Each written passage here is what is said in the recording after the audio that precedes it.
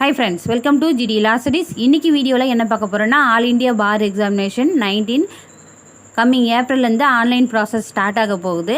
அதற்கான eligibility criteria என்ன, exam patterns என்ன, என்னென்ன சிலபஸ் கவர் பண்ணாலே இதில் சக்ஸஸ் ஆக முடியும். அது மட்டும் இல்லாத எக்ஸாம் லாங்குவேஜஸ் எத்தனை இருக்குது, இதுக்கான குவாலிஃபிகேஷன் என்ன, அது மட்டும் இல்லாத ஆன்லைனில் இதற்கு அப்ளை பண்ணுறதுக்கான ஸ்டெப் பை ஸ்டெப்பையாக இந்த வீடியோவை கவர் பண்ணி போடப்பட்டது.